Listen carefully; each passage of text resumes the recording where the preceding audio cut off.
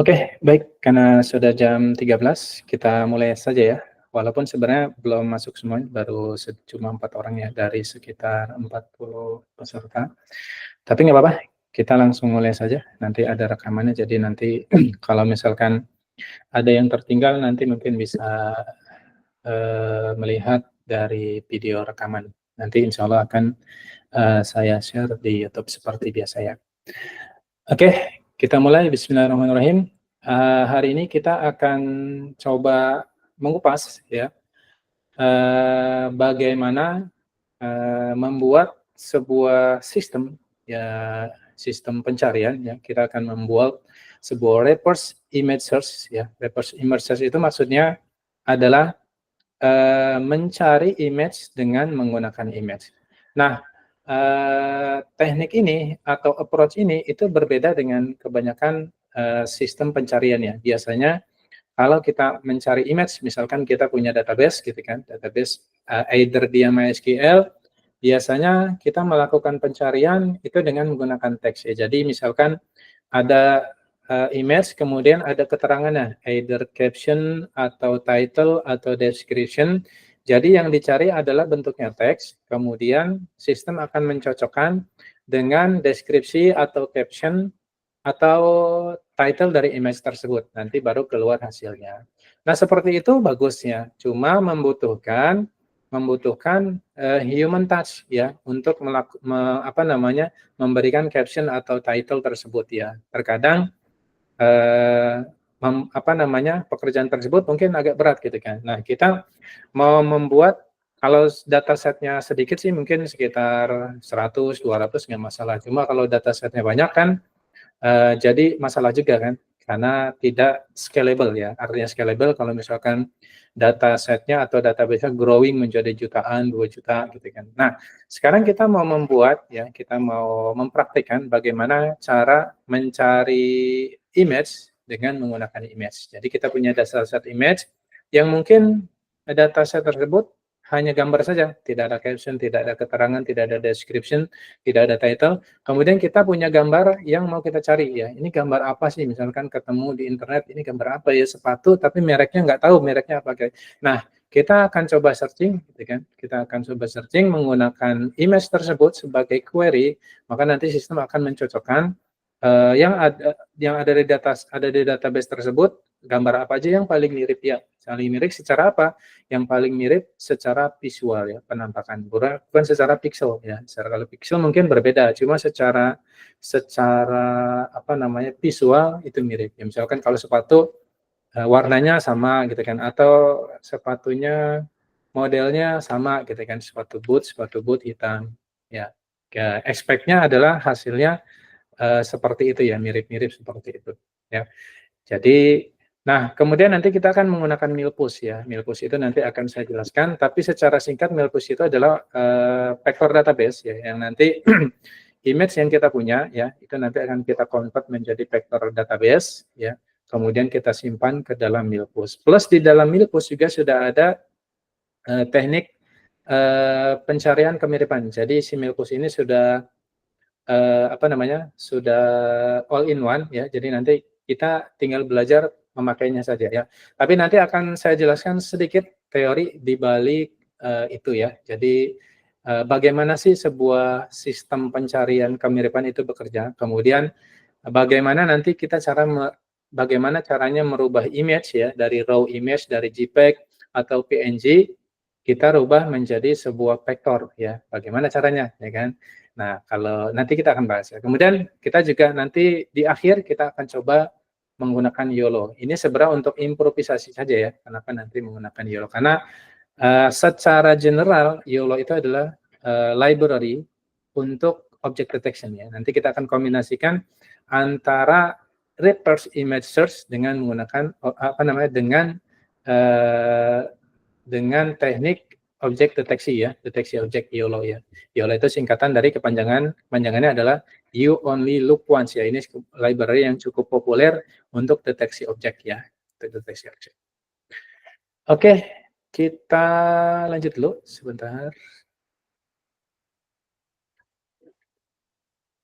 Oke, Bagi yang mengenal, kenalkan dulu, nama saya Likita Fajri, biasa dipanggil Fajri, saya founder Rumah Coding. Ya. Jadi Rumah Coding itu dimulai sekitar tahun 2017 ya. Dulu zaman-zaman dulu itu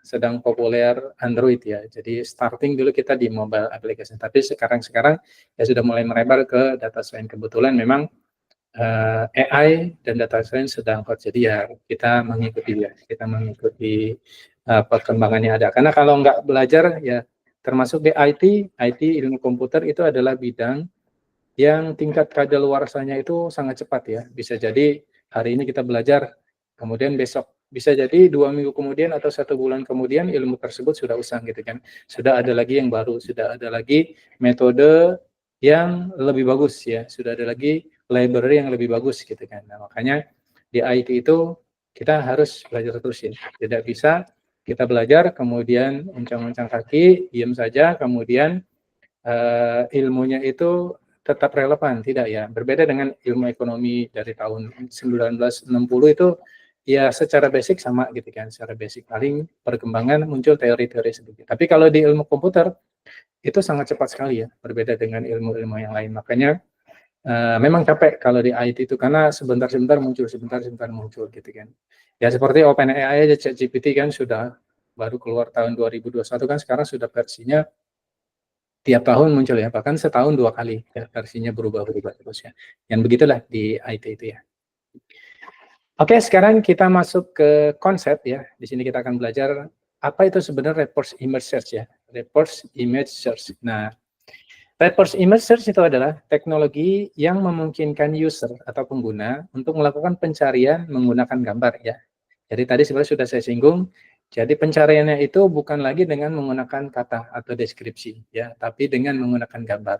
Nah, user ekspektasi adalah ketika melakukan pencarian dengan gambar contoh tersebut, nanti hasilnya adalah gambar-gambar yang mirip gambar tersebut ya.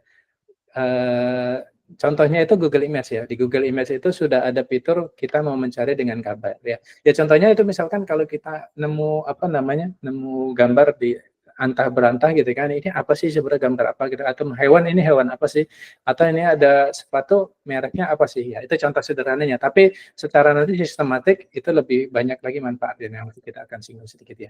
Jadi nanti si sistem ini akan mencari gambar yang secara visual ya, secara karakteristik visualnya itu mirip dengan yang ada di database ini. Nanti sistemnya akan menampilkan seluruh gambar yang menurut sistem tersebut itu mirip-mirip gitu ya. Karakteristik visualnya itu mirip dengan sistem tersebut ya.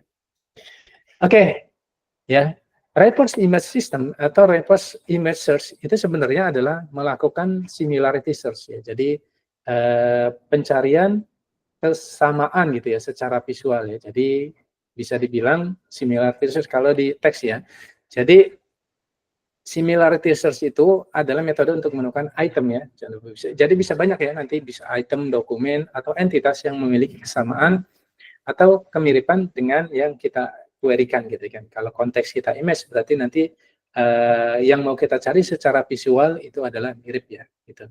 Nah, rata-rata ya untuk tools atau teknik yang modern itu rata-rata sudah menggunakan machine learning, dan itu juga nanti yang akan kita gunakan, yaitu menggunakan Milpus yang dia itu sudah menggunakan secara internal, sudah menggunakan teknologi machine learning ya, ditambah nanti dengan vector embedding ya. Vector embeddingnya itu nanti juga menggunakan machine learning untuk mengubah image menjadi vektor. Jadi banyak machine learning yang akan dipakai ya. Dari sisi representasi vektor kita menggunakan machine learning. Dari sisi nanti pencarian kemiripan itu juga machine learning juga. Kemudian dari sisi nanti ada objek deteksi tambahan itu juga menggunakan machine learning. Jadi memang teknologinya bertumpuk-tumpuk ya. Nah, di sini ada contoh ya, ada chicken. Jadi nanti kita representasikan sebagai vektor ya. Nanti umumnya vektor-vektor yang dia memiliki kemiripan secara visual, objek-objek yang memiliki kemiripan secara visual, nanti dia akan berdekatan ya, akan mengelompok secara berdekatan. Nah, oke, pada dasarnya similarity search itu bertujuan untuk menemukan objek yang paling mirip gitu kan, yang paling mirip. Nah, di sini misalkan ya kita punya data satu nih ya, vektor artinya image yang mau kita cari itu setelah kita ubah menjadi vektor, mungkin posisinya ada di sini ya.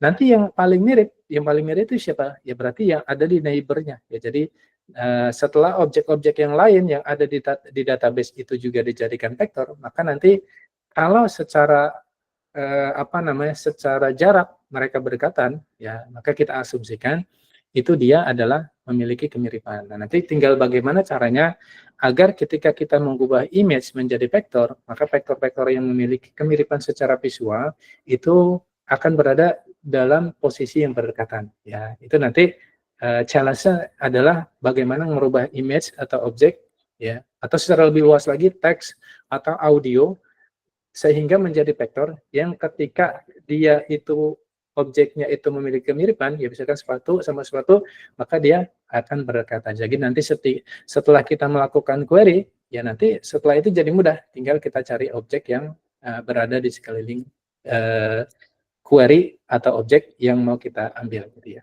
Secara sederhana seperti itu, secara sederhana. Nah, cara kerjanya seperti ini ya. Yang pertama, langkah pertama, ya, semua image nanti akan kita ubah menjadi vektor ya, atau kita sebutnya feature vector atau vector embedding ya. Nanti bagaimana caranya? Nanti kita menggunakan model yang sudah dilatih ya. Kita sebut dengan vision model. Nah, vision model ini ada banyak ya. Nah, dalam hal ini nanti kita akan coba menggunakan model namanya ResNet ya. ResNet 50. ResNet itu singkatan dari residual network ya. Apa sih residual network? Itu nanti kita bahas ya. Kemudian setelah kita ubah image tersebut menjadi vektor, maka nanti kita simpan ke dalam database vektor ya. Dalam hal ini kita menggunakan Milpus yang dia itu open source. Jadi sekarang itu sejak munculnya deep learning itu mulai banyak database yang khusus untuk vektor. Karena database yang sekuensial atau yang SQL itu tidak bisa digunakan untuk database, makanya digunakan untuk database vektor ya, karena walaupun ada seperti Postgres mungkin ya, dia ada data yang bentuknya mungkin spesifik ke vektor, tapi tidak spesifik, fitur-fiturnya itu tidak bisa digunakan untuk pencarian kemiripan ya, atau tidak spesifik untuk handling seluruh fitur yang ada di vektor gitu ya. Nah, makanya muncul database vektor yang memang secara spesifik itu digunakan untuk vektor ya. Makanya banyak ya, seperti contohnya ini Milpus ya. Kemudian ada Pinecone ya, ada Pinecone dan banyak-banyak, nanti teman-teman bisa cari aja vektor database ya. Ada yang berbayar, kemudian banyak juga yang open source ya. Nah, langkah selanjutnya tinggal setelah simpan menjadi vektor, nanti tinggal kalau ada query image, nanti kita ekstrak sama seperti ini, kita ubah menjadi vektor, yang query image juga kita ubah menjadi vektor.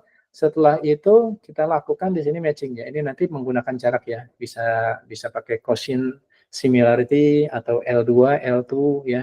Kemudian, nah ini nanti filtering aja. Setelah itu kita lakukan tampilkan result. Jadi secara konsep sebenarnya sederhana ya.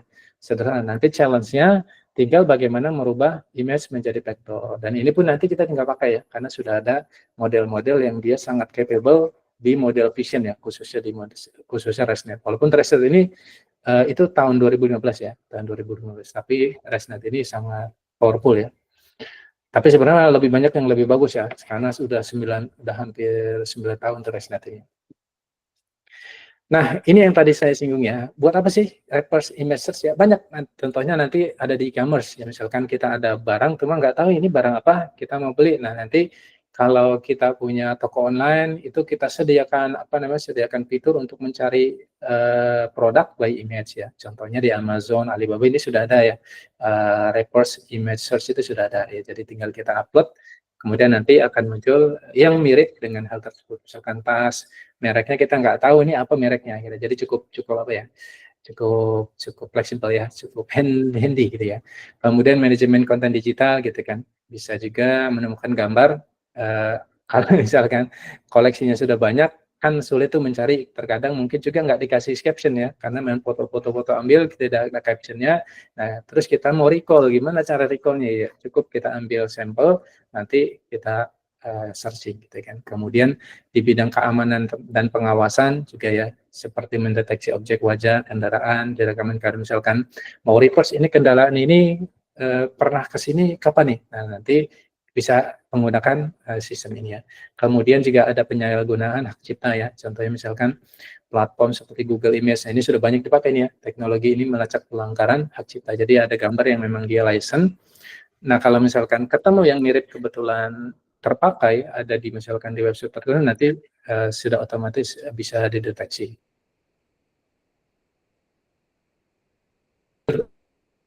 Tool-tool yang akan kita gunakan tadi sudah saya jelaskan singkat ya. Ada Milpus ini untuk database vektornya, kemudian ada modelnya nanti yang akan mengubah image menjadi apa namanya menjadi vektor ya.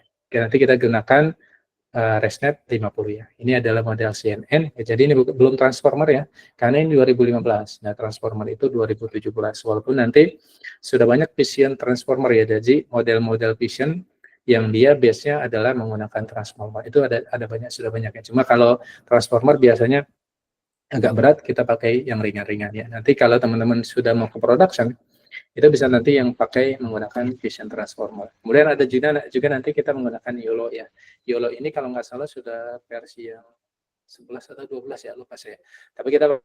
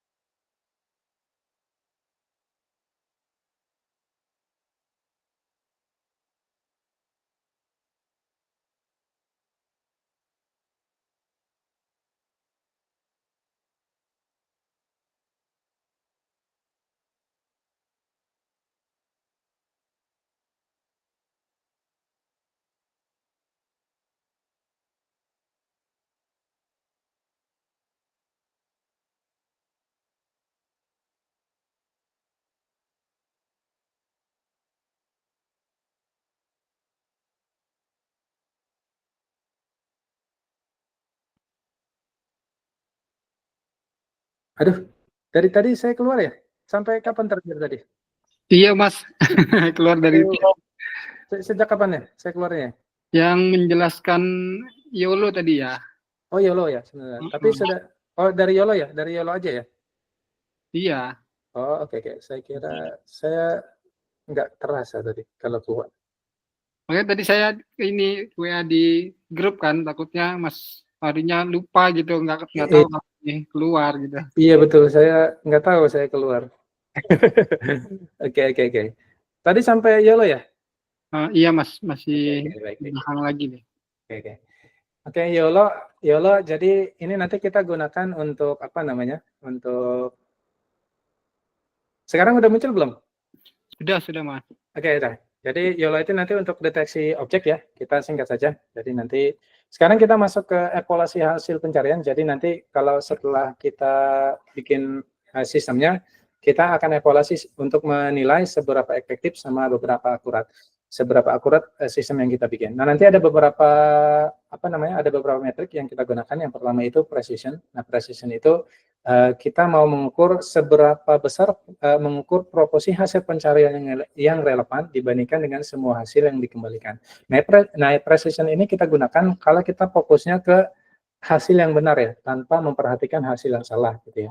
Jadi nanti precision itu hasil relevan yang dikembalikan dibagi dengan total hasil yang dikembalikan.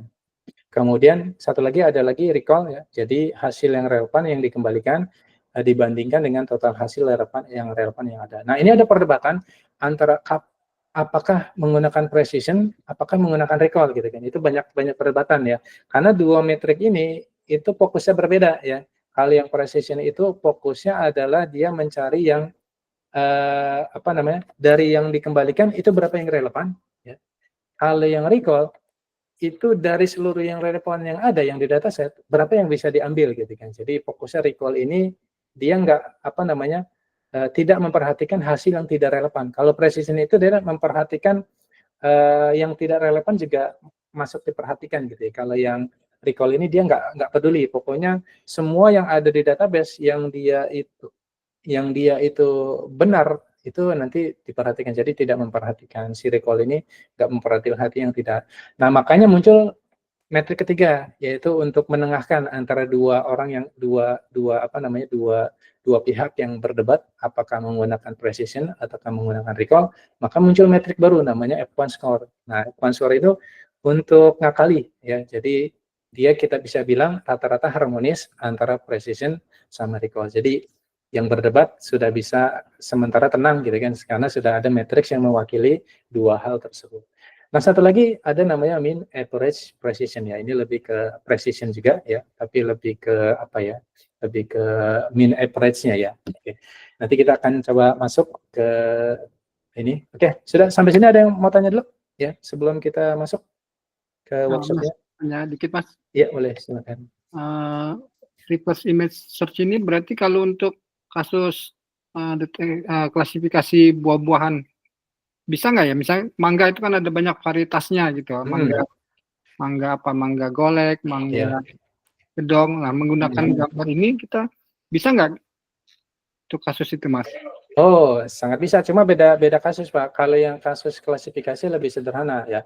Kalau misalkan untuk klasifikasi, yang pertama adalah Bapak punya datasetnya enggak? Artinya dataset mangga, kemudian ada labelingnya. Labeling ini jenis mangga, misalkan ada gambar mangga, kemudian Bapak bisa kasih label ini mangga jenis apa.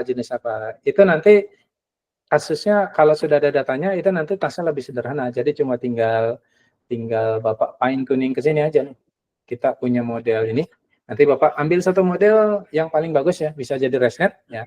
Karena ResNet ini sebenarnya sudah di training dengan menggunakan image set yang satu datasetnya. Nah, di dalamnya itu sebenarnya ada buah-buah mangga gitu kan. Ya, ada buah mangga. Artinya dia mengenal mangga. Nanti ketika Bapak mau fine tuning, nanti Bapak tinggal ambil satu model ya. Atau kalau mau ke Vision Transformer juga oke, yang lebih bagus. Nanti tinggal ambil satu model ini yang dia sudah di fine tuning.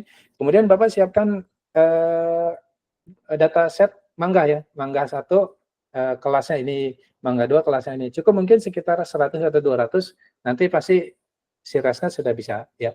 Nanti itu masuknya ke fine tuning ya.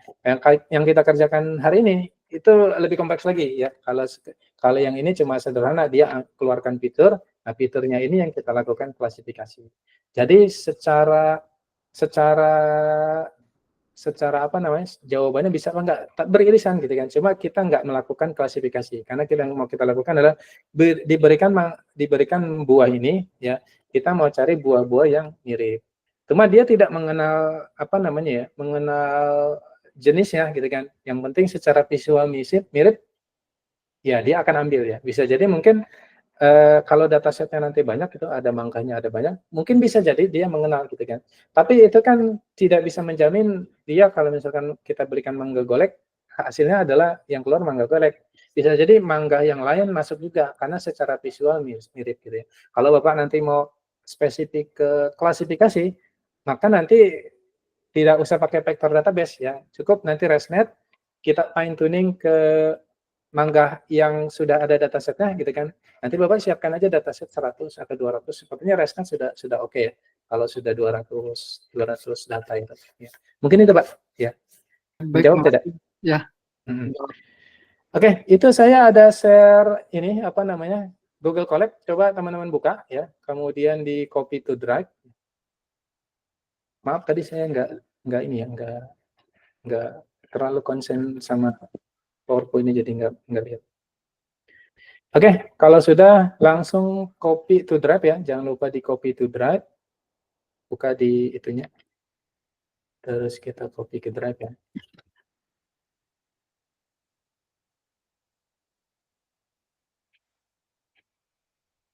Izin Mas, yang di-share apa tadi ya Mas? Saya share di ini Pak, di WA tadi, share link collab, ada nggak? Link Google Meet kayaknya yang di-share. Oh salah ya? maaf. Ya.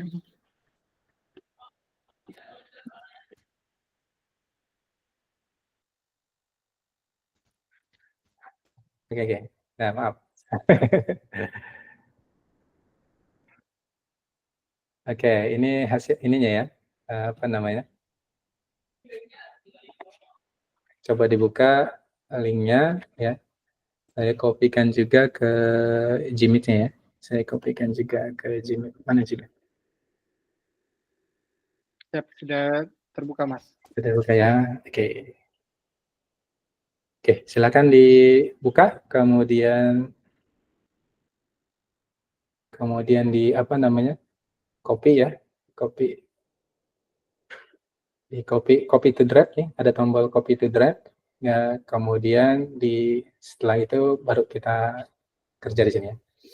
Oke, ini ada beberapa apa namanya? Ada beberapa ini yang saya share apa nih? Yang saya share? Google Colab sih Mas. Starter ini ya, starter ya? Betul. Oke, siap. Oke, kita mulai ya. Teorinya udah, nggak usah banyak-banyak. Sekarang kita jalankan ya di bagian instalasi library-nya, langsung aja dijalanin. Kita nggak perlu pakai GPU ya, karena masih apa namanya ringan.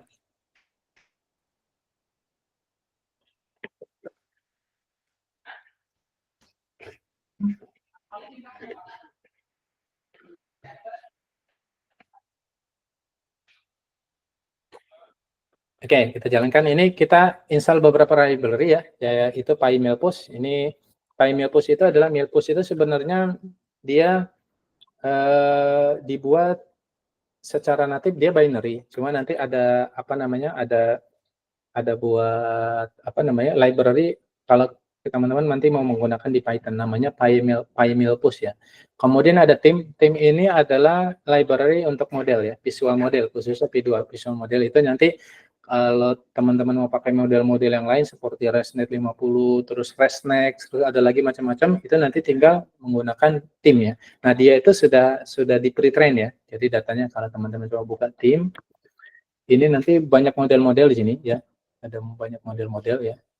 Nih ada modelnya ada banyak sekali ya. Jadi nanti tinggal pakai saya, bukan yang ini. Nih, kayak touch image model. Nih ada banyak ya, ada modelnya, ada Mamba ya. Mamba ini yang terbaru ya. Mamba, kemudian ada ResNet, ada PIT ya. Nanti tinggal pakai. Kalau Bapak tadi yang mau yang mau klasifikasi, ini bisa pakai yang paling bagus ya. Bisa pakai mobile net, efficient net dan lain-lain sebagainya ya. Dia sudah di pre-train ya, jadi tinggal pakai. Saya rasa untuk klasifikasi zaman sekarang sih langsung pas forward aja ya, karena mau arsitektur sudah ada, model-modelnya sudah ada, nanti tinggal pakai aja ya. Tinggal pakai. Untuk klasifikasi mangga harusnya bisa mencapai sekitar 90%-an ya dengan menggunakan model ini.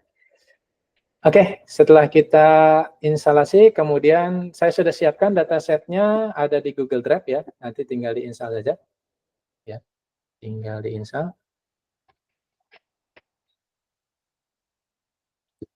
Oke, ini ada sekitar jumlah datasetnya itu, ini saya ambil dari ImageNet ya. ImageNet itu ada sekitar 1 juta ya, dan ada 1000 kelasnya. Saya ambil sebagian ya, cuma sebagian satu kelas itu sekitar 10 gambar ya. Jadi karena kalau kita training semuanya bisa berhari-hari ya. Jadi kita ambil sebagian saja ya. Nanti kalau sudah di-download bisa di sini ya.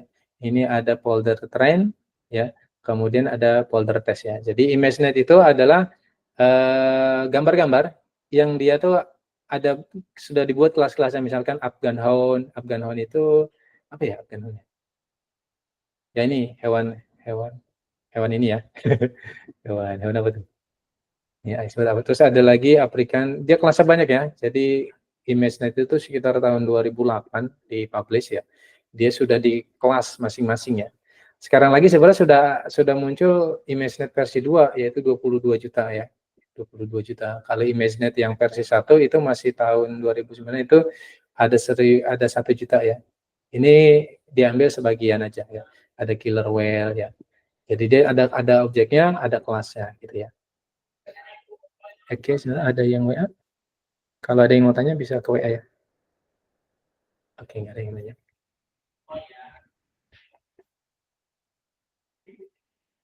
Oke, kita lanjut ya. Kita lanjut dulu. Sebentar ini saya kelas. Oke, sekarang kita cek ukuran gambar ya. Di sini ada. Jadi sekarang itu sudah saya bikin kode-kodenya. Cuma nanti ada beberapa yang harus kita ketik dikit ya. Nah, yang pertama ini yang kita lakukan adalah di sini ada daftar image ya.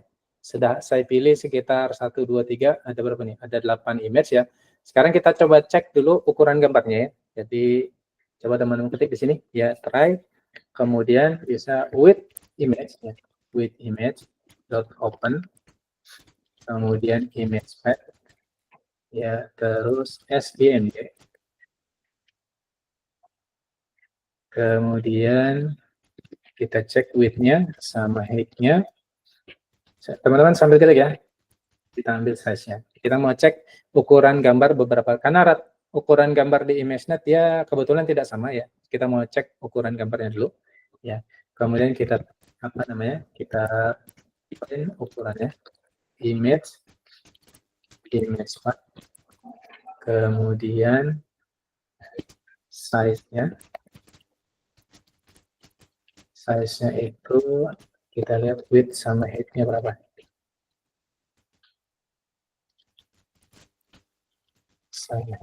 Oke, coba dijalankan ya. Nih, kita lihat image banana itu 500 333, terus ada juga 500 kali 375, ada yang 600. Jadi nggak rata ya. Jadi ini challenge juga sih karena ukuran image-nya nggak rata ya. Oke, ini silakan kalau mau diketik atau nunggu di copy.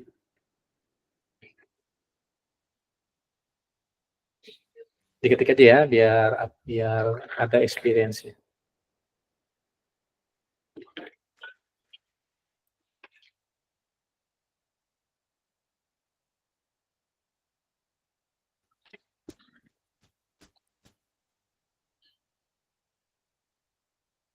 Kalau yang mau tanya langsung ya, langsung bisa ke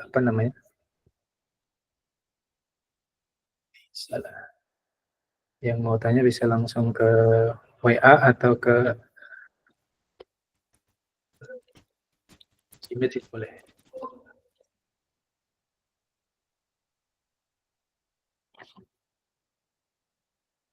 Oke, sudah ya? Kalau sudah, kita coba visualisasi ya. Coba kita visualisasi, karena belum kelihatan nih gambarnya. Ya, baru ukurannya aja nih, ya. 500, 333, kemudian kita coba tampilkan ya. Gimana cara nampilkannya? Ya, kita lakukan di sini. Kita tampilkan gambarnya ya. Pertama, yang kita lakukan adalah biasa, figur sama aksis. Kemudian di sini ada PLT, kita pakai matplotlib ya, subplot. Jadi kita langsung plot di dalam di dalam satu di dalam satu plot untuk image tersebut. Kebetulan ada gambar, ada 4, ada 8 ya. Jadi kita pakai row-nya 2 sama kolomnya 4 ya. Kemudian kita buat big size-nya ya standar ya 12,6. Oke, kemudian kita plot satu-satu for ya, i, ax in enumerate access let's dulu. Belum selesai. img sampai mping dot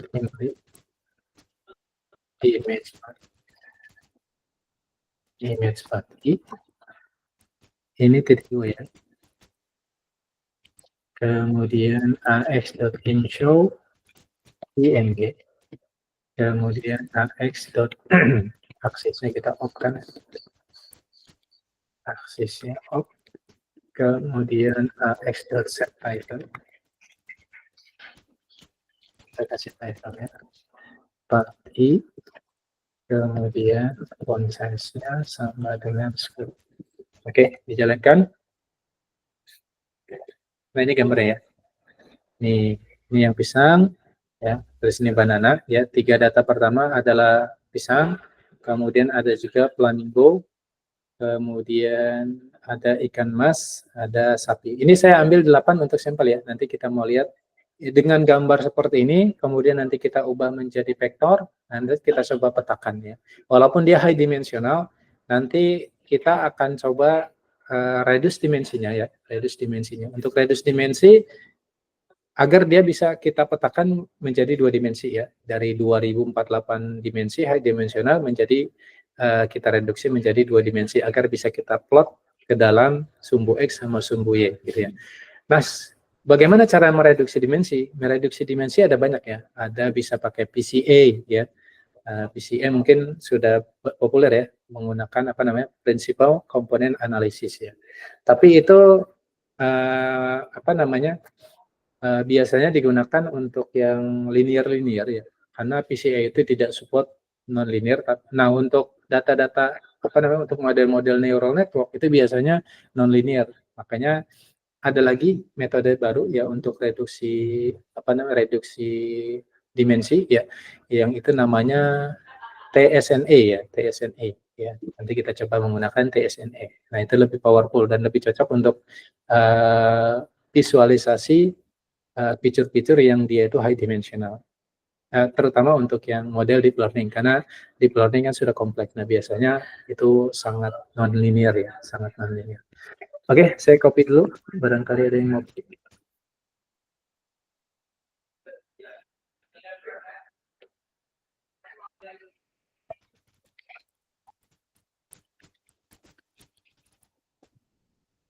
Oke, sekarang kita lanjut ya, kita lanjut. Ini sudah ya, sekarang kita masuk ke vector embedding-nya ya. Bisa masuk ke vector embedding. Nah, ini sudah saya buatkan namanya feature extractor. Ini sebenarnya kelas biasa ya. Kelas biasa ya. Di sini ada kelas kelas Python biasa. Di sini saya kasih namanya kelasnya feature extractor ya. Ini nanti tinggal pakai aja ya. Atau kalau mau dirubah-rubah juga boleh namanya. Tapi ini namanya juga kita bikin aja karena dia untuk extract feature dari image ya. Nah, kita kasih nama feature extractor. Kemudian di sini ada init ya. Init ini karena dia kelas, kita kasih inisialisasi ya. Di bagian inisialisasi ini kita cuma Kita cuma siapkan modelnya ya. Kita ambil dari modelnya adalah dari tim ya. Ini kita buat modelnya. Nah, ini modelnya nanti sebagai parameter ya. Nanti kita sudah bikin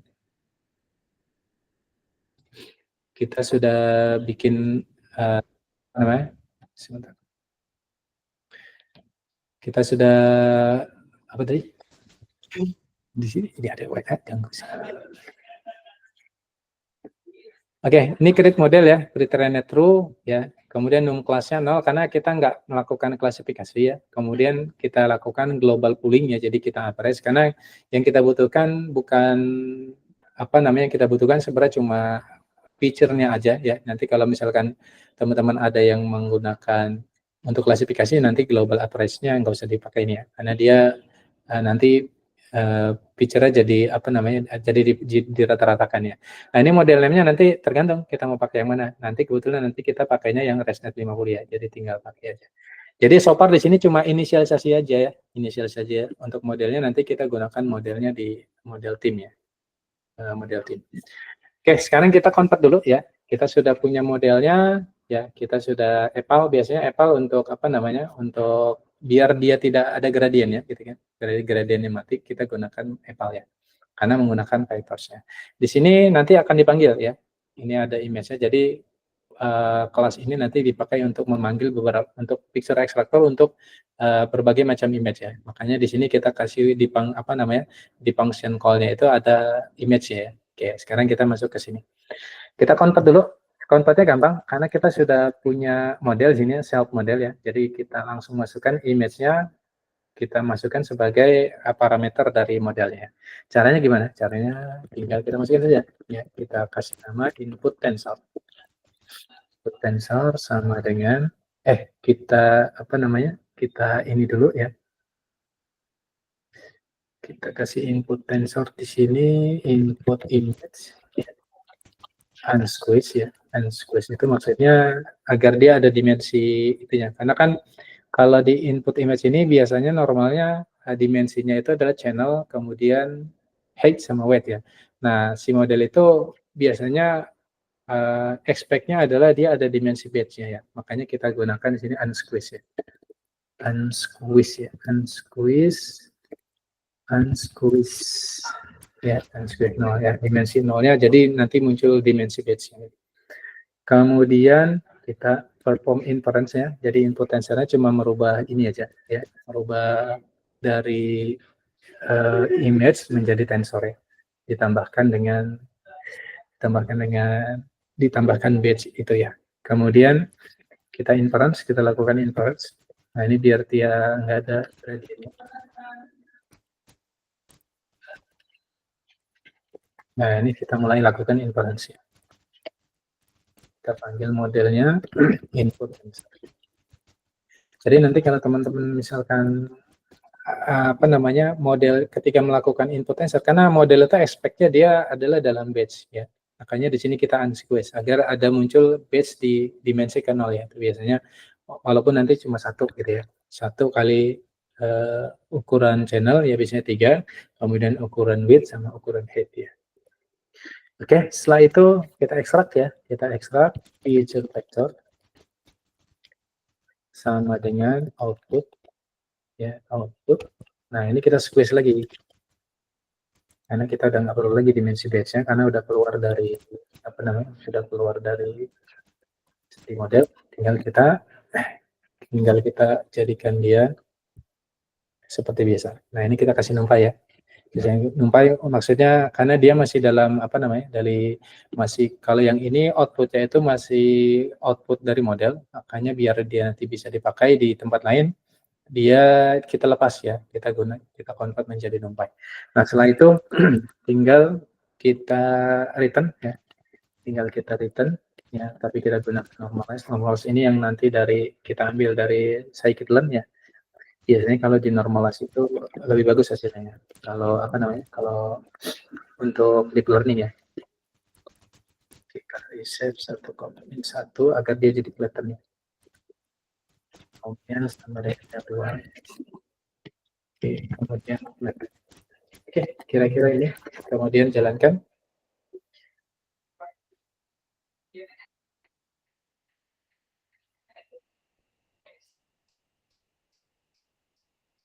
Oke, di input dulu ya.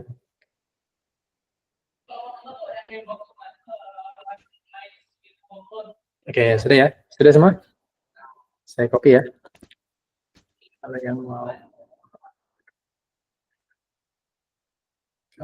mau apa namanya?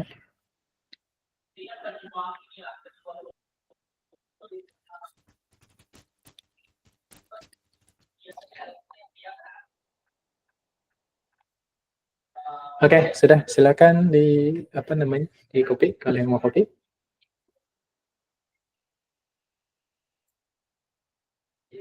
Ya, sampai sini. Kalau ada yang mau tanya, silakan sambil tanya boleh ya. Feel free to ask.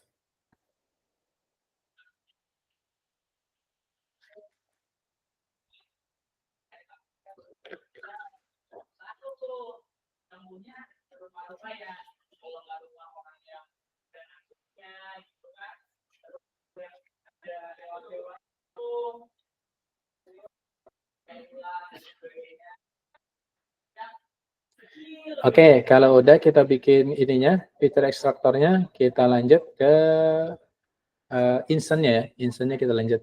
Ya, tinggal kita pakai ya. Kita kasih nama di sini adalah ekstraktor ya. Kita gunakan kelas yang sudah kita buat tadi ya. Namanya fitur ekstraktor ya. Ini kita kasih nama modelnya ya. ResNet 50. Kalau nanti mau pakai model yang lain, misalkan ResNext atau Vision Transformer, nanti tinggal dirubah di sini ya. Nah, ini namanya dari mana? Nanti dari sini, dari apa namanya? Dari model-model di sini ya. Ada model cut nih. Ya, Mamba out dan lain-lain sebagainya. Ya, tinggal dipakai saja. Oke, tinggal dijalankan saja ya ekstraktor kita.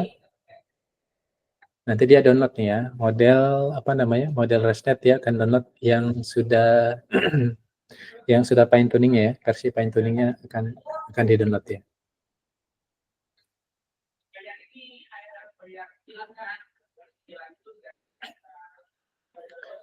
Oke, kalau sudah, kalau kecepatan bisa WA ya atau di apa namanya? Di chat juga boleh. Oke. Berisik di sini saya nggak konsen. Oke, langkah selanjutnya kita tes embedding ya. Di sini sudah ada feature ekstraktornya, terus sekarang kita tes embeddingnya untuk data-data ini ya, ke-8 data ini ya.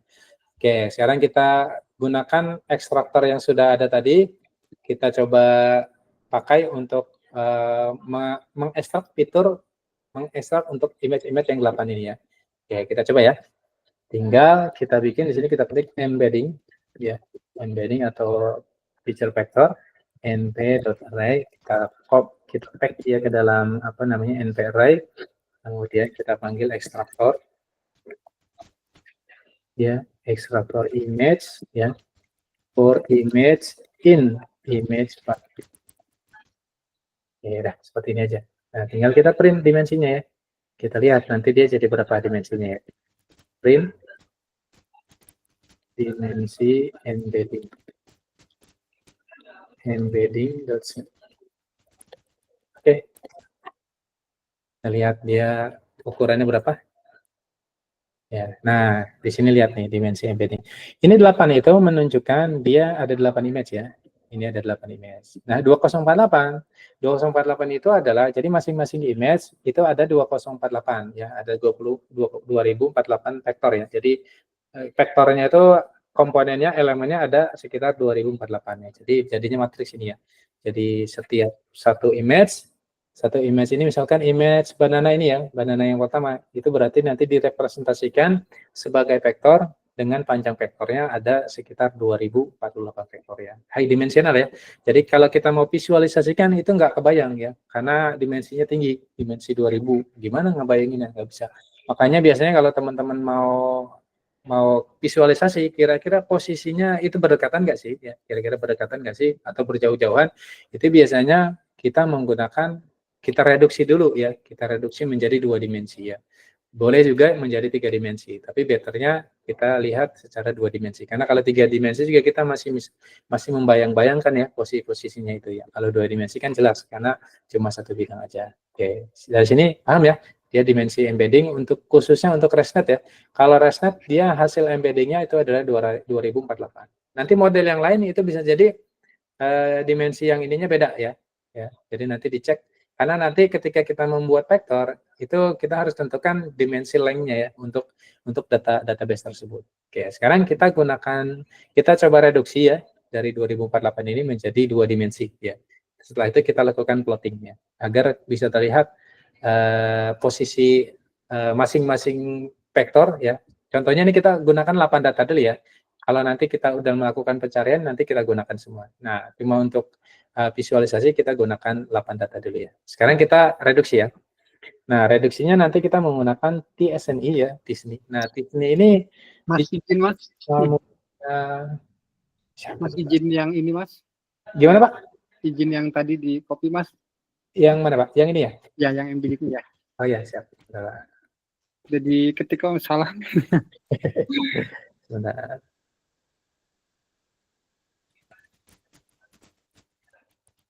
Oke, silakan Pak. Siap, makasih Mas. Ya, sekarang tes nih ya. Saya lupa ini yang bikin tes ini Hinton, tahu Hinton kan? Yang kemarin dapat Nobel ya. Itu ya bisa dibilang good father-nya deep learning ya. Geoffrey Hinton namanya. Geoffrey Hinton. Nah ini. Ini bapaknya, grandfather-nya, apa sih namanya, good father-nya AI ini ya. Nah, ini yang bikin tes ini muridnya si Geoffrey Hinton ya. Ini dibikin sekitar tahun 2010-an ya, tes ini ya. Jadi zaman dulu karena sudah muncul deep learning itu adalah non-linear, jadi PCS sudah tidak bisa lagi ya. Nah, muncullah tes ini ya. Tes ini yang bikin si muridnya Geoffrey Hinton. Oke, sekarang kita reduksi menggunakan tes ini ya. TSNA, saya nggak tahu singkatannya apa, TSNA itu, tapi ada hubungannya dengan non-linear itu ya. Oke, kita langsung ya, TSNA. Konsepnya kita nggak jelasan ya, kita langsung pakai TSNA. Kita reduksi menjadi N komponennya berapa? N komponennya itu menjadi 2 ya. Kemudian random state-nya ini agar nanti bisa bisa direplika ulang. Kemudian perplexity-nya perplexity kita gunakan 2 juga ya. Perplexity sama dengan 2. Oke, kemudian setelah itu kita reduce embedding. Ya, dia learning juga nih ya. Jadi kita gunakan embedding. Transform embeddingnya. Embedding itu siapa? Embedding yang tadi ini ya. Yang tadi yang ada 8 data itu ya. Oke, setelah itu kita lakukan visualisasi. Kita pakai PLT ya, Matplotlib. Video fix size-nya sama dengan 8,6. Kemudian kita gunakan scatter ya. Reduce embedding. Oke, 0,0. Induced embedding itu kita pakai titik 2 di sini, maksudnya kita gunakan semuanya ya. Kita gunakan semua yang ada di datanya, yaitu 8 tadi ya. Kemudian reduce ini sebagai, jadi ada 2, ini sebagai X-nya ya, ini sebagai yang Y-nya ya. Sepertinya udah, coba kita jalankan ya. Kemudian hasilnya oke. Keyword perplexity ini salah ya, perplexity. Nah, ini kita lihat nih. Ini yang sudah kita reduce dari berapa? 2048. Jadi satu image itu vektornya 2048. Jadi kita reduksi menjadi 2 dimensi ya. Jadi dari 2048 kita reduksi menjadi 2. Setelah itu kita lakukan plot. Nah, sini. Nah, kelihatan di sini. Ini yang banana nih, dia mengelompok ya, berdekatan ya. Yang banana nih, banana, dia mengelompok berdekatan. Sekarang kan yang flamingo. Nah, ini nih flamingo itu dia berdekatan nih, dia berdekatan. Kemudian ada goldfish ada di sini. Ya, kemungkinan karena pada dekat-dekat mungkin sama-sama air gitu ya. Kemudian lion di sini. Nah, sekarang jadi pertanyaan, kenapa flamingo yang ini itu agak sedikit menjauh dari teman-temannya? Kira-kira kenapa? Coba kita lihat di gambar ya. Ini flamingo berapa?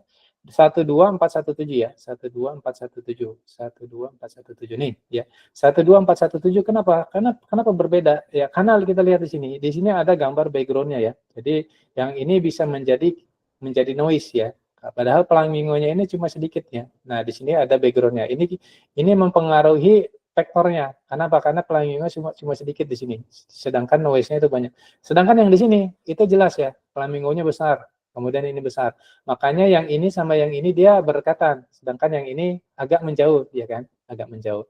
Kemudian goldfish kenapa berdekatan? Ya mungkin karena dia mirip-mirip merah-merah, sama-sama hewan air. Terus yang ini berdekatan sama yang ini, kenapa? Karena ada background-nya nih, ada noise-nya, sehingga dia jadi berdekatan gitu ya. Jadi menarik ya. Jadi dari sini kita bisa bisa bisa apa namanya, si modelnya sudah sangat cukup bagus ya. Dia sudah bisa memperkirakan gitu kan, ini posisinya di sini, ini posisinya. Jadi nanti ketika kita melakukan query, misalkan query, nanti query-nya kita tinggal jadikan embedding, terus kita petakan di sini, nanti dia tinggal ambil yang berdekatan. Makanya hasilnya cepat gitu kan, karena dia cuma ambil neighbor-nya saja. Jadi query kita taruh di sini, nanti tinggal ambil apa namanya neighbor-nya. Makanya jadi cepat ya. Kita lihat di sini banana kan berbeda dengan yang lainnya gitu kan. Makanya dia mengelompok di sini ya. Jadi modelnya sudah apa namanya? Sudah sangat-sangat bagus ya. Oke, sekarang vector embedding-nya sudah, sekarang kita masuk bikin database-nya ya dengan menggunakan Milpus ya. Yang tadi perlu di-copy? Yang mana tadi ya? Iya, saya copy dulu ya. Sebentar saya kopikan buat dicoba.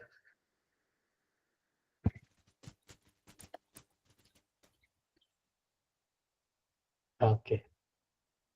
Silakan kalau mau dicoba. Oke, kalau sudah gambarannya ngerti ya, apa namanya vektor database itu ya. Jadi memang vektor itu ya sebenarnya sebuah titik.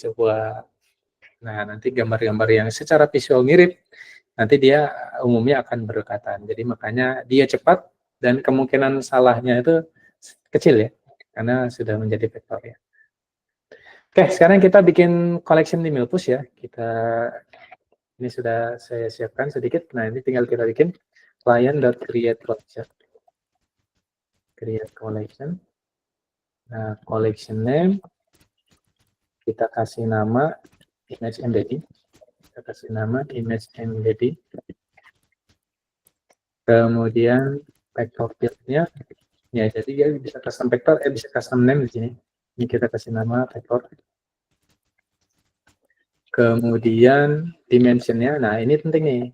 Nanti dimensionnya usahakan mirip dengan dimension model yang dimension dari model yang digunakan ya, outputnya. Kalau misalkan ResNext mungkin berbeda outputnya ya. Nah ini nanti penting kalau misal ini karena nanti mempengaruhi apa namanya akurasinya ya. Kemudian auto ID ini seperti database biasa, ada auto ID-nya. Kemudian apalagi enable dynamic field sama dengan true juga ya. Kemudian metric type kita gunakan cosin ya. Nanti kalau teman-teman mau coba L2 juga boleh, tapi so far better menggunakan cosin ya. Karena sudah setelah itu langsung saja kita create ya. Oke, tidak ada error ya. Tidak ada error. Ini kita siapkan database ya. Kita baru membuat database ya. Setelah itu nanti kita cobain, setelah kita buat database-nya, kita coba insert. Oke, silakan sudah saya copy. Nah, setelah database siap, ya, kita punya ekstraktornya juga sudah siap. Nanti kita tinggal masukkan ya. Kita masukkan semua file-file kita yang ada di folder mana. Yang ada di folder run kita ada banyak, ada beberapa nih, ada banyak ya. Nanti kita convert masing-masing gambar, kita looping ke dalam folder ini, kemudian kita convert menjadi vektor, dan langsung kita masukkan ke database-nya ya. Jadi konsepnya seperti itu. Nah, sekarang kita looping dulu ya. Kita loop dulu ke dalam foldernya. Ya, ini sudah ya. Kita loop di sini. For file name, in file names ya. Jadi foldernya kita gunakan folder prime ya. Folder prime. Oke, setelah itu kita panen in file names ya. Setelah itu kita cek dulu ya. Kita cek dulu. Karena terkadang kita cek, kita make sure file name-nya itu adalah JPEG ya. Karena rata-rata menggunakan JPEG ya. Jadi jangan sampai nanti ada folder CSV atau folder dan lain-lain kita guna gitu ya, kita pakai. Jadi kita make sure untuk filter aja. If file name and suite.jpg ya, karena rata-rata adalah JPEG ya. Kalau TXT nanti misalkan ada file nyasar di situ ya, make sure dia tidak terproses ya. Kemudian kita ambil path-nya sama dengan dir path plus file name. Oke, terus kita convert menjadi embedding ya. Kita convert dia menjadi embedding, image embedding ya, sama dengan kita gunakan extractor yang tadi kita bikin. Extractor tinggal file path saja, sederhana ya. Oke, setelah image embeddingnya ketemu, kita insert dia ke database ya. Caranya dengan menggunakan yang client ini ya, client tadi, client.insert ya. Insertnya nama tabelnya apa? Nama database-nya adalah image embedding. Ini nama tabelnya nih ya, nama tabel. Kemudian datanya vector ya. Tadi ada folder vector. Ada kolom vector ya. Vector kita gunakan image embedding yang tadi kita convert ya. Image embedding untuk file tersebut. Kemudian kita kasih nama file name-nya ya. Karena kita gunakan dynamic field tadi ya. File. Oke, sudah. Ini agak lama, mungkin sekitar 2 menit. Coba langsung dijalankan. Ya. If file name ends with, ini besar ya. Boleh nggak? Ends with, enggak, ini kalau dari 2. Oke, nah ini sudah ya. Saya kopikan. Ini mungkin agak tunggu sebentar ya, karena dia ada lumayan. Ada kurang lebih 1000 image ya. Convert, embedding, kemudian insert image, convert, jadikan embedding, kemudian insert ke database, convert, dan begitu seterusnya. Oke, sambil menunggu, coba dijalankan. Sambil menunggu mungkin ada yang mau tanya, silakan. Kalau yang mau diskusi.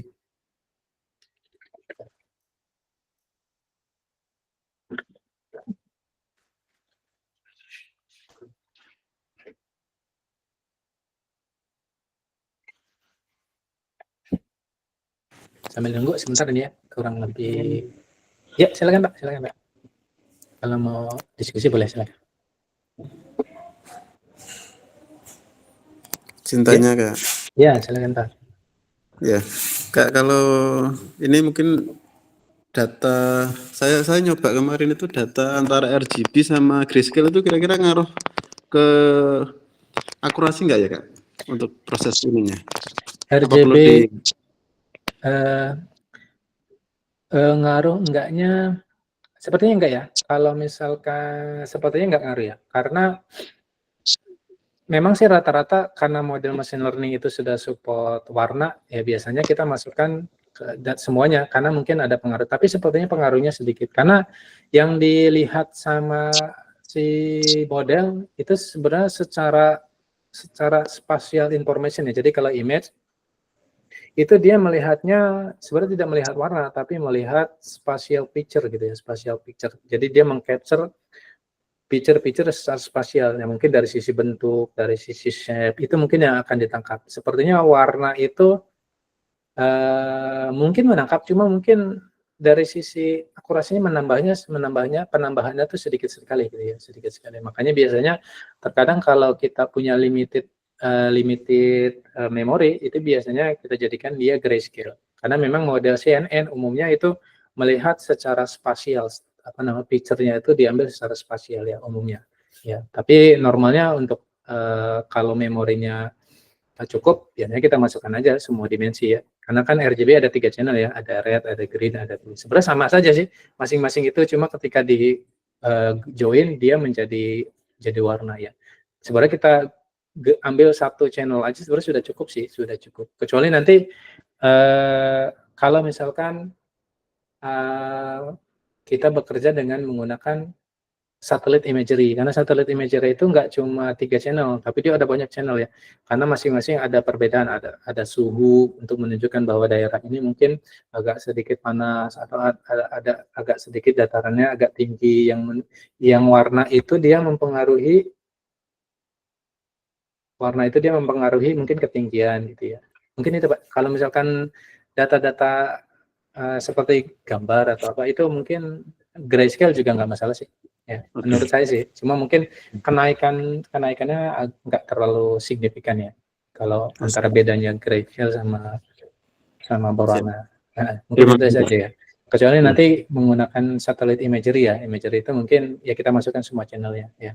Semua channel. Karena untuk high spectral itu biasanya channelnya ada banyak Pak. Ada bisa sampai 100 ya. High apa namanya? Apa sih? Hyperspektral itu. Hyperspectral itu dia channelnya banyak sekali ya. Hyperspectral imaging. Iya. Nah, ini kita masukkan semua. Iya boleh, silakan. Kalau ini Kak, untuk komputasi ini kan mungkin kan ada batasan limitasi di Google Colab Kak. Iya, betul. Itu kan saya kan sudah habis itu. Kalau mau beli yang ini rekomendasi pakai Google Colab atau yang lain Kak. Kayak saya kemarin nyoba yang Face AI itu, cuman untuk nyambung ke Colab itu bisa, tapi kan datanya kita harus taruh di Fast AI itu. Kita taruh di Google Colab dia nggak mau gitu. Untuk pengalaman penggunaan GPU yang paling murah. Iya, karena dia lagi mahal ternyata ini kalau misalkan kita teruskan. Ini sebenarnya dia ininya mingguan Pak, apa namanya kuotanya itu mingguan. Kalau misalkan prepare-nya yang free di Google Colab, kalau misalkan sudah habis nanti pindah ke sini ke Kaggle. Nah di sini juga dia sediakan yang free ya. Ini lebih powerful. Jadi kalau misalkan yang di Colab itu tampil Pak Fahri.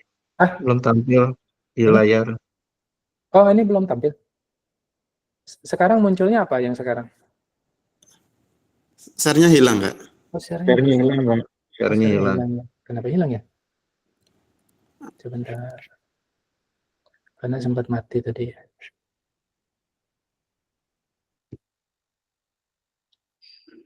Nah, sudah ya? Udah. Nah, ini Kaggle nanti coba. Dia sediakan juga, ini lebih lama kalau nggak salah dalam 1 minggu itu ada GPU sekitar 40 jam ya kalau nggak salah ya. Kalau misalkan nanti di Google Colab sudah habis, nanti masuk ke sini ya. Terus kalau udah habis juga, kalau nggak salah GPU, saya lupa namanya ya. Kemarin ada yang share GPU, Thunder GPU ya. Thunder CPU, Thunderbolt CPU. Bukan Thunder ya.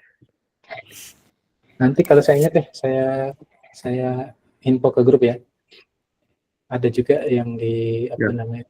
Tapi so far sih kalau Google Colab udah habis, nanti masuk ke Kaggle. Kaggle 40 jam seminggu. Kalau misalkan habis lagi, ya balik lagi ke Colab. Atau nanti ke satu lagi nih ya. Saya lupa namanya ya. Saya lupa. Atau yang di Paperspace itu Kak apa? Apa? Paperspace itu bukan? Paperspace.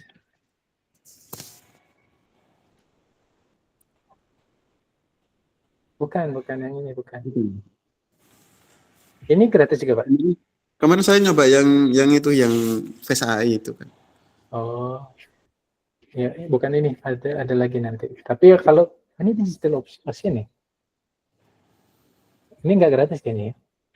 Enggak, berbayar kan. Ya, berbayar. Ada yang satu lagi yang gratis juga ya.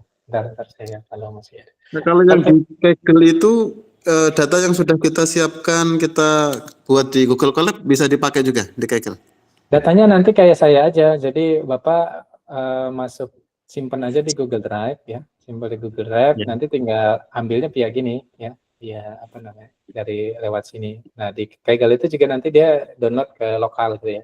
Jadi nyimpannya jangan di apa namanya? Jangan di sini.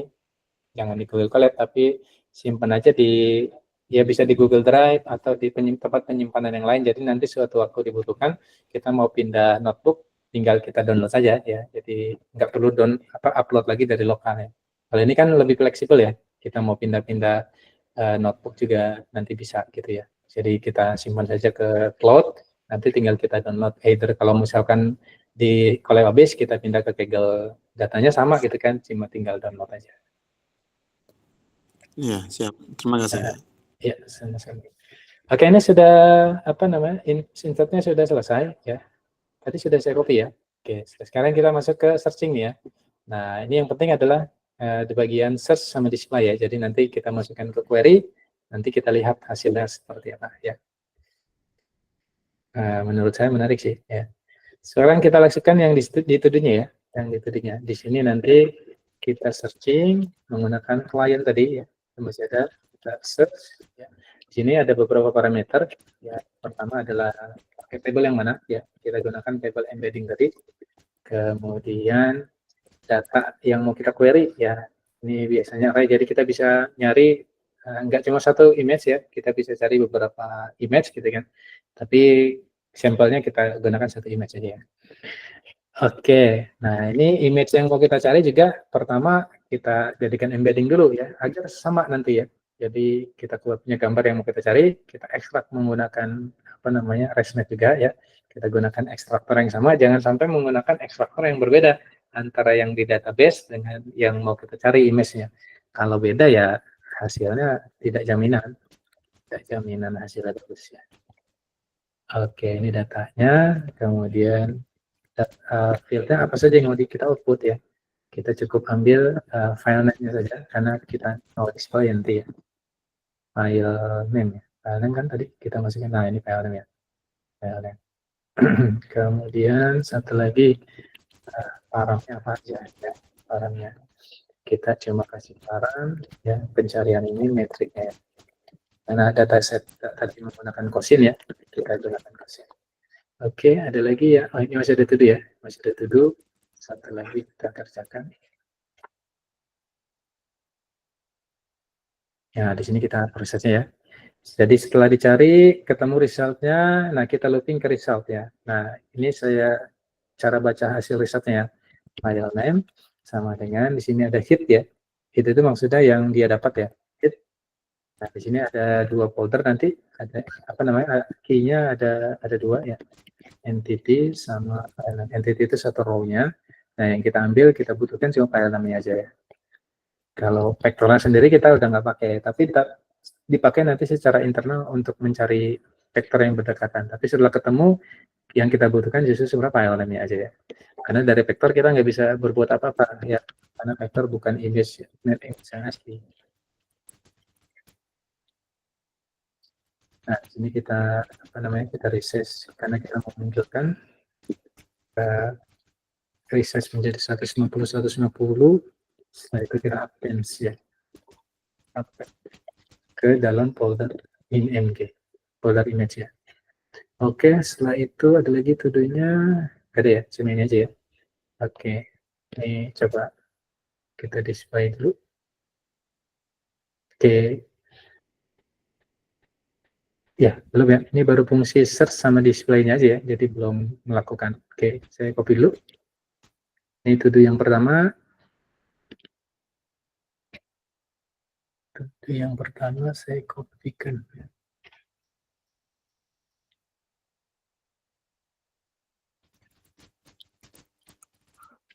Oke, itu to-do yang pertama. Nah, ini to-do yang kedua nih.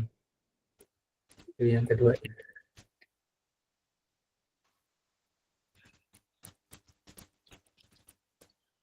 Oke, nah, silakan. Setelah itu, setelah dijalankan, dia tidak muncul apa-apa ya, karena memang ini baru kita definisi fungsi aja ya. Setelah itu kita masuk ke tes nih, yang di sini yang penting ya. Setelah itu kita panggil fungsinya. Kita panggil fungsinya, tinggal kita buat di sini query image-nya. Query image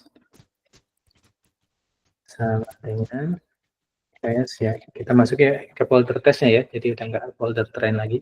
Kita cari coba banana, di folder test ada banana ya, di folder test ada banana gitu ya. Oke, nah kita coba ya, bismillah. Nah ini query-nya pisang ya, walaupun pisangnya agak apa namanya, agak nggak kurang seperti pisang gitu ya. Memang ini pisang gitu, cuma mungkin agak ya lingkungannya agak hijau-hijau gini ya. Nah, tapi search resultnya lihat ya, hampir semua bagus ya. Oh ini ada yang orange. Ini ada banana ya. So far dia bagus ya, cuma yang salah cuma satu nih ya, orange ya, ada jeruk. jeruk masuk di sini. Tapi kenapa dia bisa masuk? Ya mungkin karena ada hijau-hijaunya tuh ya, ada hijau-hijaunya. Tapi so far ini pisang benar. Jadi cuma satu yang salah ya. Ini banana, ini juga banana. Ya walaupun cuma begini, tapi lihat dia bisa melihat ya. Jadi karena dia high dimensional, jadi memang sangat unik ya. Jadi kalau kita bikin machine learning yang standar mungkin kurang bagus hasilnya. Tapi kalau sudah mainnya deep learning sudah keren ya. Jadi istilahnya sudah cerdas gitu ya. Karena memang fiturnya dia melihatnya mungkin dari sisi tekstur ya, dari sisi dan main macam-macam ya, sehingga dia bisa melihat secara apa namanya. Oke, saya copy ya. Silakan kalau mau dicoba.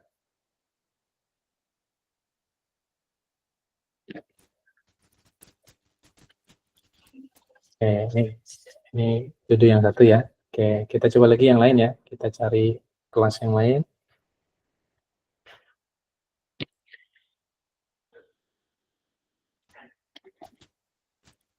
Kita coba yang ini. Nah, ini Afghan Hound ya. Afghan Hound nih binatang ini. Nah, di ini Afghan Hound, terus Afghan Hound. Wah, ini betul semua nih. Nah, ini beda nih dia ya, Malamut ya. Kenapa dia bisa ini ya? Karena mungkin mirip-mirip ya. Dia berbulu dan yang paling apa namanya yang paling bagus adalah dia nggak mungkin salahnya tuh karena memang mirip gitu ya. Dia bisa salah karena memang dia mirip-mirip ya hewan-hewan berbulu. Jadi nggak mungkin kalau kita query-nya pisang ya, dia munculnya di sini hewan itu ya. Jadi nggak mungkin. Atau bisa jadi kita kasih hewan di sini munculnya pisang. Nah itu kenapa nggak mungkin? Karena memang posisi vektornya dia jauh gitu ya, jauh. Nah ini mungkin dia berdekatan. Kenapa? Ya karena mirip-mirip. Jadi memang sistem apa namanya ya, similarity dia akan mencari secara visual tuh mirip gitu ya. Jadi sebenarnya warna mungkin ngaruh juga ya, karena tadi ada hijau-hijaunya. Tapi lebih ke tekstur sih ya, lebih ke apa namanya tekstur. Jadi dia tidak membandingkan tuh secara pixel gitu ya. Karena kalau bandingkan secara pixel pasti beda ya. Pixel ini pasti beda. Tapi secara visual, secara keseluruhan dia memiliki visualnya sama gitu ya. Jadi sudah sangat canggih ya.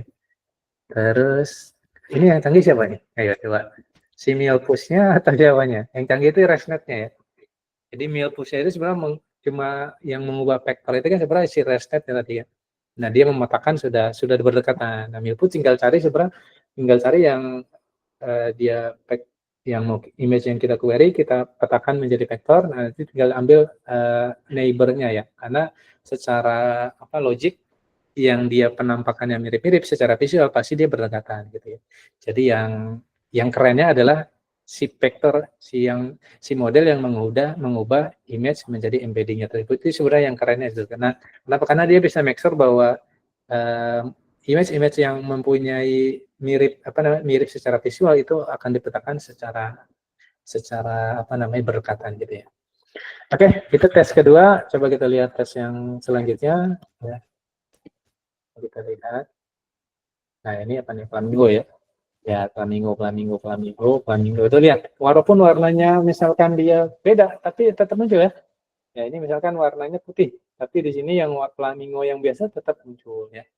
Muncul karena memang dia tidak melihat warna ya, tapi melihat secara struktur ya. Ini yang kedua udah saya copy belum tadi?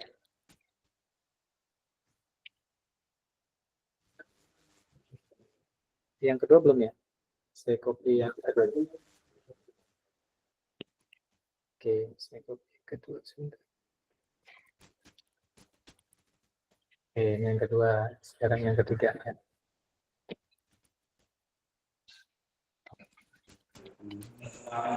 Kalau kita cintanya Kak. Ya, silakan Kak.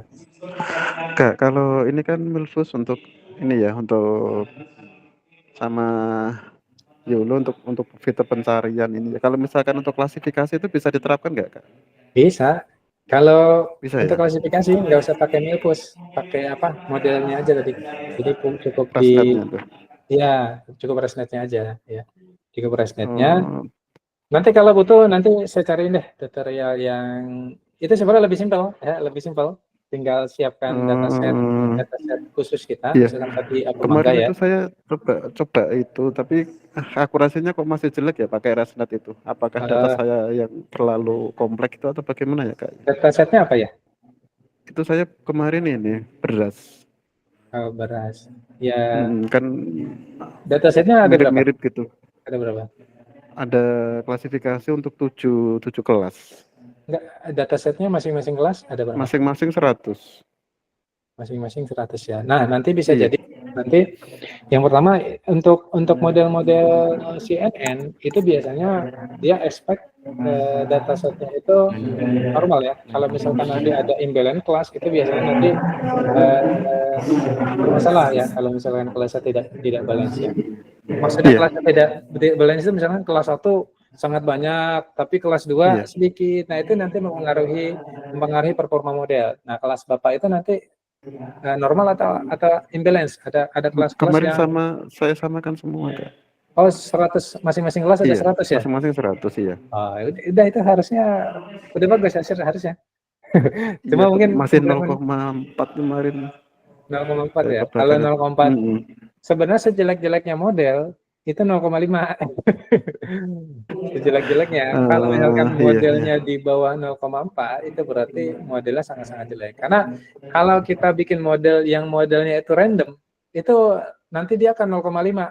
Paling bagus itu 0,5. Jadi minimal akurasi itu 0,5 ya. Karena dengan model tebak-tebak aja itu nanti pasti kalau kita misalkan evaluasi pasti mentok di 0,5. Kalau misalkan di bawah 0,5 berarti itu something wrong, Pak. Mungkin implementasinya salah atau Oke. dan lain-lainnya ya. Jadi Iya, minimal iya. itu 0,5 ya.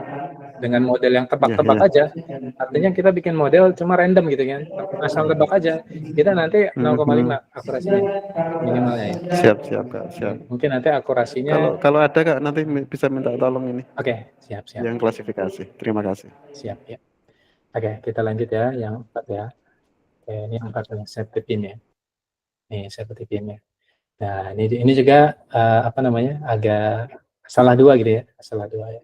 Kenapa model kita bagus sih? Karena datasetnya sedikit. Nanti kalau sudah dataset banyak, itu lebih challenging lagi ya, lebih challenging lagi. Dataset karena kita datasetnya sedikit, jadi modelnya sangat bagus ya. Kesalahannya tuh sedikit. Tapi nanti di production mungkin lebih challenge ya. Ini kalau kita lihat evaluasinya ya, coba kita evaluasi. Ini kan baru kita lihat satu-satu nih ya. Sekarang kita lebih komprehensif untuk melihat secara umum, mengukur seberapa bagus model kita. Itu biasanya kita menggunakan evaluasi ya. Oke, ini di evaluasi ada yang perlu kita kerjakan nggak? Di sini ada tuduhnya ya. Sebentar saya, oke mungkin saya mulai copy-copy dari sini ya. Karena oke, ini tuduh yang pertama, kemudian sekalian saya copy deh.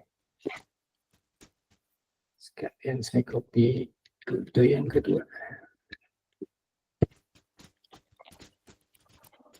Oke, terus, nah ini pencarian di Milpus ya, pencarian di Milpus. Ini juga sederhana, karena tadi udah dikerjakan ya. Tinggal, kalau tadi kan satuan, sekarang ini kita overall ya. Tapi sebenarnya sama ya, isinya sama. Ya, ini saya copy juga. Kodenya sama yang tadi ya. Oke, tinggal satu lagi yang tuduh ambil ground truth ya, ambil ground truth. Oke, ambil ground truth. Tinggal ambil ground truth, cuma tinggal ini aja.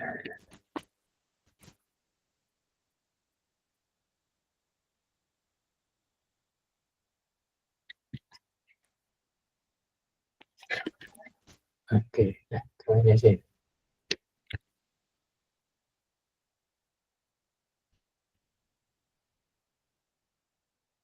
Oke, coba dijalankan ya. Ini saya coba.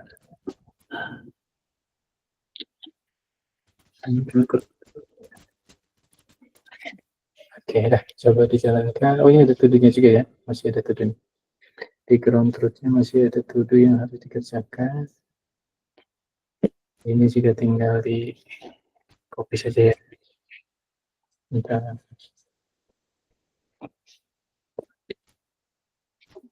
Oh, ini TX. Oke, ini juga tinggal copy aja deh. untuk satu gambar. Ini saya kopikan, kalau mau coba.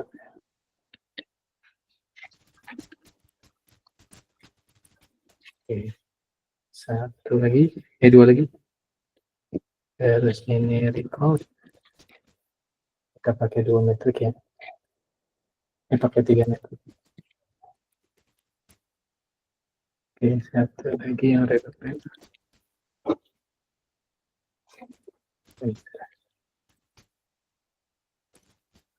Oke dah, sisanya udah oke. Udah, tinggal dijalankan ya. Ini tuduhnya ya.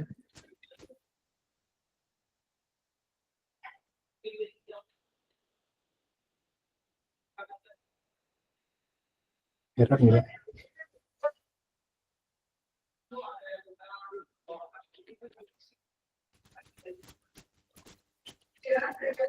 Oke, silakan coba kita lihat nanti precision-nya. Nah, kan error kan? Precision is notified. APG precision is notified. Jika ini ada yang kurang kodenya. Sebentar ya. Ada yang nggak hapus kode.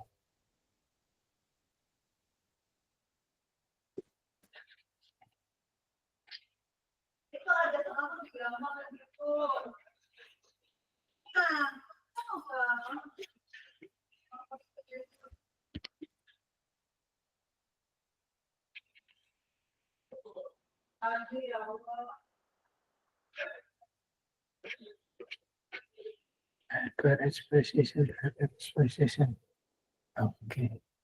Ini yang kode ini belum ya.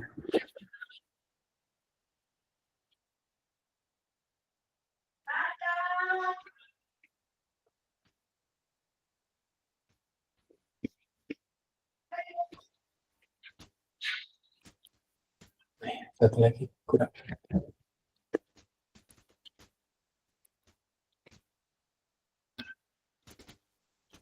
Saya copy semuanya aja ya, biar nggak ada yang salah.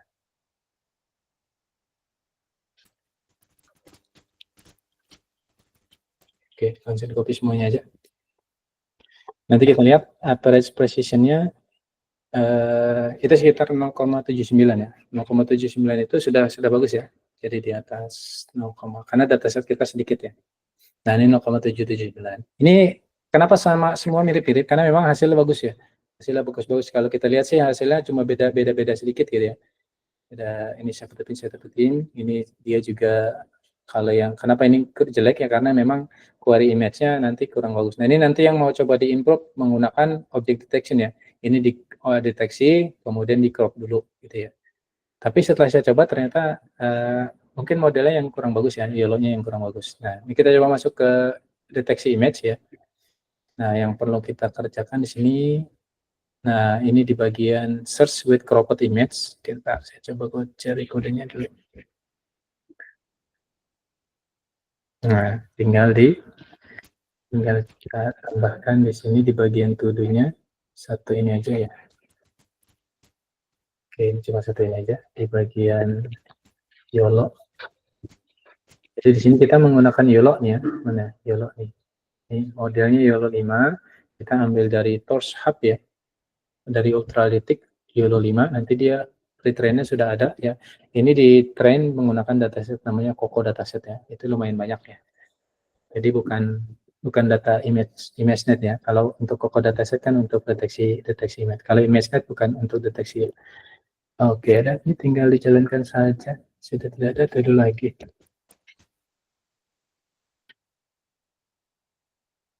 Nah, dia download dulu YOLO-nya. Oke, dah.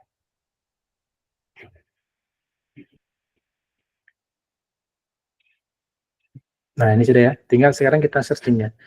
Kita searching sama menggunakan model yang sama yang tadi ya. Menggunakan yang sama. Cuma mungkin ininya dibedakan ya. Apa testingnya? Contohnya ini.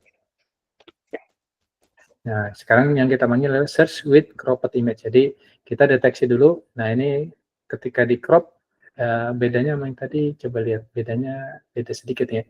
Kalau tadi ada sedikit, nah ini ada mungkin ada apa namanya, ada border di samping. Nah, ini sekarang lebih ke cropnya ya. Nih, sebenarnya sama aja ya. Nah, hasilnya karena memang sudah bagus, tetap aja satu ini ya, enggak itu ya. Jadi saya copy kalau misalkan mau dicoba. Nanti bisa dicoba dengan yang lainnya ya. Terus sekarang kita coba yang kedua. Kita coba yang kedua.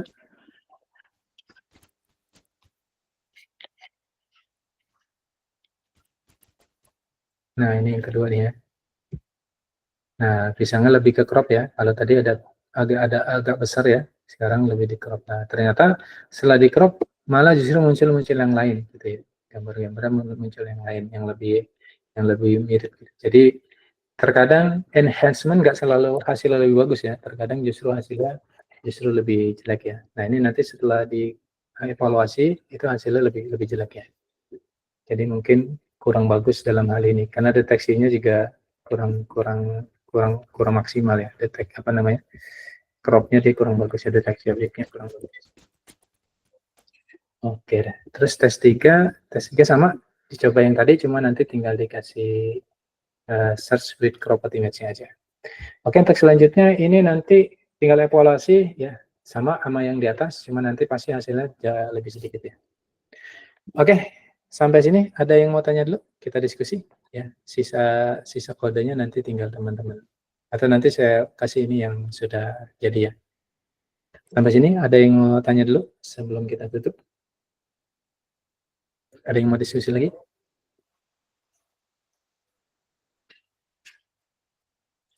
Kalau nggak ada, kita cukupkan sampai di sini ya. Kalau tidak ada pertanyaan lagi, kita cukupkan sampai di sini ya materinya. Jadi nanti teman-teman bisa praktekkan untuk file teorinya nanti saya kirim ke grup sama rekamannya, nanti insya Allah akan kita upload ke YouTube ya, insya Allah. Oke, kalau tidak ada pertanyaan lagi, saya cukupkan sampai di sininya. Kurang lebih mohon maaf. Saya tutup. Assalamualaikum warahmatullahi wabarakatuh. Waalaikumsalam warahmatullahi wabarakatuh. Terima kasih Mas Fajri. Sama-sama.